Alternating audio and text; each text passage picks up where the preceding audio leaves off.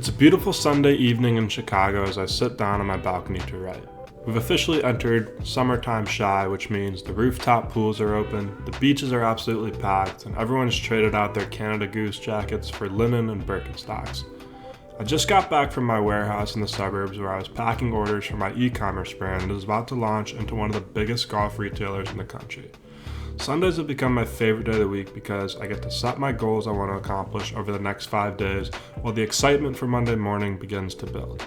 I understand that this is an incredibly unrelatable perspective, and candidly, the odds are you and 90% of the other people watching this video have the exact opposite feeling about the work week ahead.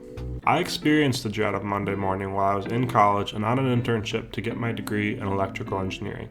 My weekdays were spent sitting in a windowless, fluorescent-lit office, staring at a computer screen all day, designing dental chairs. You heard me, dental chairs.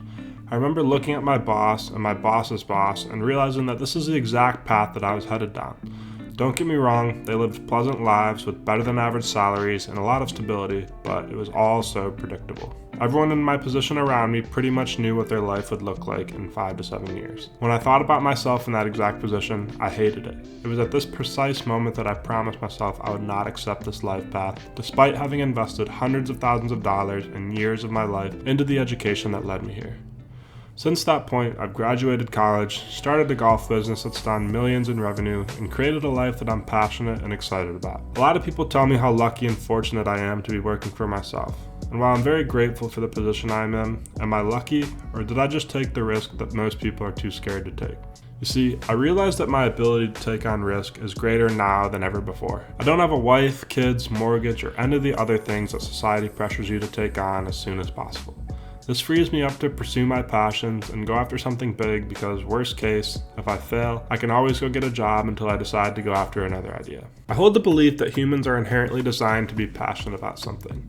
When you pursue a passion, each day begins with excitement and purpose, propelling you one step closer to your goal. The long hours from sunrise to sunset become a labor of love as every moment brings you nearer to achieving your dreams. At night, you rest easy knowing you've done your best to move the goddamn needle. I hang out with a lot of entrepreneurs, and I've noticed that these people are the most energetic and excited about life. They have no need to spend their weekends drinking to escape reality.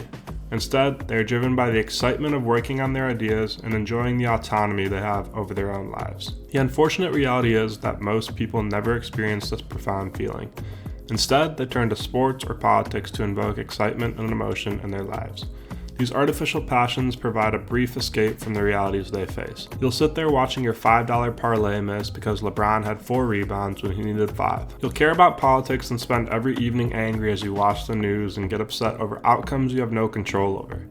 We literally live in a real-life video game, but people would rather put on a headset and upgrade a virtual character instead of themselves. The common response to this is, okay, how do I find my passion then? I think it's very rare that we just wake up one day and know exactly what we're destined to do and be. Unless you're naturally gifted at something you like, you have to try different things until you find something that's worth hunting for in life. For me, this was developing and selling products. Did I know from a young age that I wanted to start a golf product business and learn everything I could about e-commerce? Fuck no. But when I was going to that office building every day working as an engineer, I sure as hell knew I didn't want to do that. Instead of accepting that seemingly miserable existence, I made sure I did everything in my power to find something I enjoyed. I started by reading everything I could about creating a product to sell, where to sell it, etc. I started to see a little success and became obsessed with the process. It's at this point where you start to get that feeling of complete obsession, and for better or worse, most other things in life become an afterthought. When you start working towards a goal, whether it be a new skill or building a business, once you start to see a little bit of progress, you become obsessed. I go to the gym and lift weights almost every single day, and I hate it. I wish I didn't have to do it, but I understand the importance it has in my health and appearance.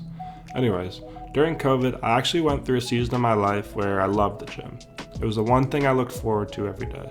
During this time, I was taking lifting incredibly serious and seeing significant results. I was taking 9,000 different supplements and my diet was dialed in. The reason I was so obsessed was because I could see and feel the progress in real time.